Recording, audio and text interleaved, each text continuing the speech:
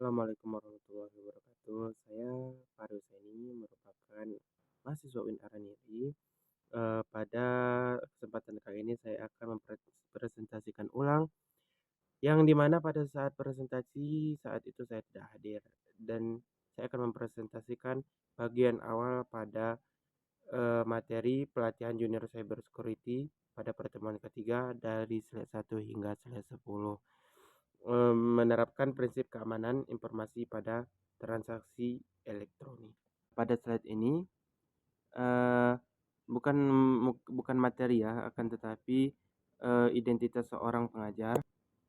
Isinya tentang nama lengkap dan gelar, riwayat pendidikan, pengalaman bekerja, kontak email atau nomor HP, foto pengajar.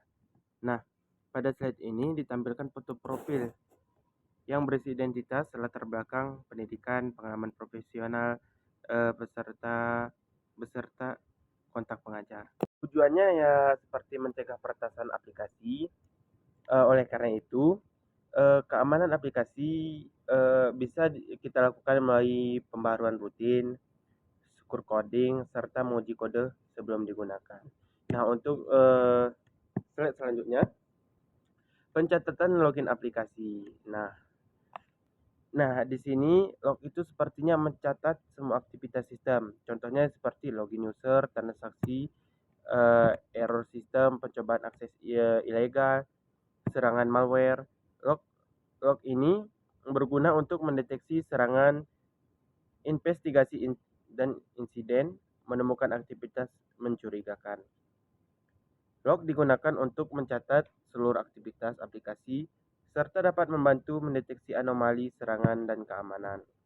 Contoh laporan login itu eh, nah pada slide course division ini intinya menjelaskan apa itu Junior Cyber Security dan tujuan pelatihannya.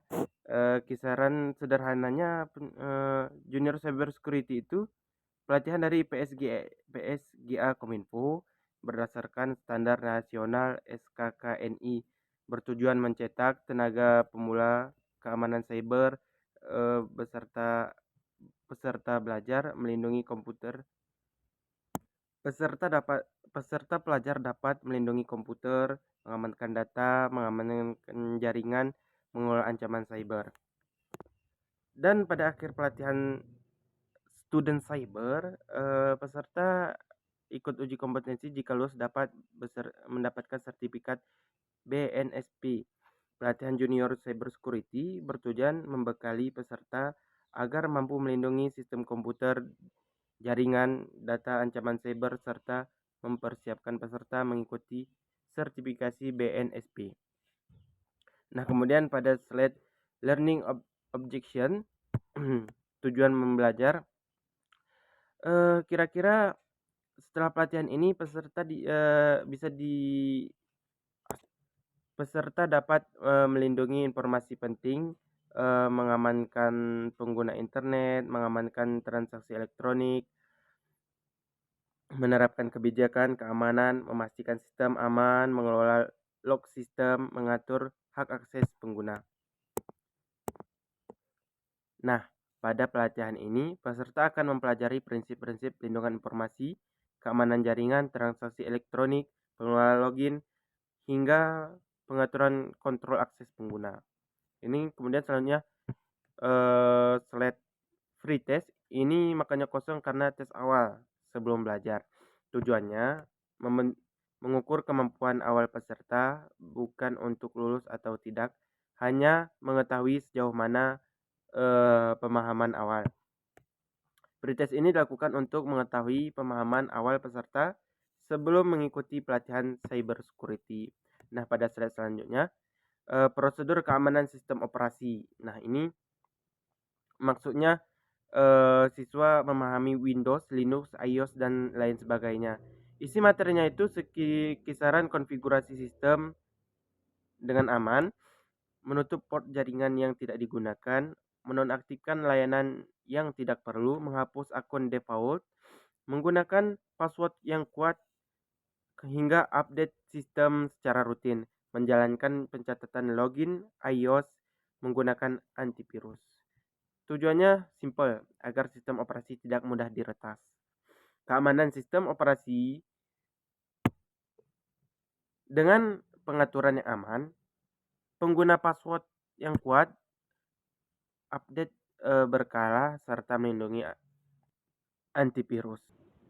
Nah, untuk keamanan perangkat IT, sepertinya perangkat keras juga bisa menjadi celah keamanan bagi sebuah sistem. Contohnya, WiFi bisa disadap, plastik bisa membawa virus, printer bisa menyimpan data, kamera bisa disalahgunakan, load rentan diretas, SCADA bisa mengganggu industri. Hal ini jika tidak diamankan, data bisa dicuri, sistem bisa lumpuh, informasi bocor, perangkat perangkat IT seperti wireless, flash disk, printer, load memiliki risiko keamanan hingga perlu mengamankan secara khusus. Nah, untuk keamanan aplikasi, hal yang mungkin harus diamankan bukan hanya komputernya saja dan juga aplikasinya juga.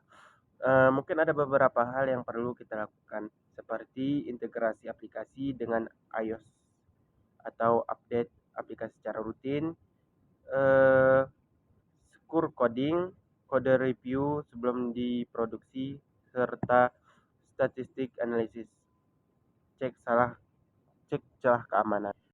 Tujuannya ya seperti mencegah peretasan aplikasi. Oleh karena itu, keamanan aplikasi bisa kita lakukan melalui pembaruan rutin, secure coding, serta menguji kode sebelum digunakan. Nah, untuk slide selanjutnya, pencatatan login aplikasi. Nah, di sini log itu sepertinya mencatat semua aktivitas sistem. Contohnya seperti login user, transaksi, error sistem, pencobaan akses ilegal, serangan malware.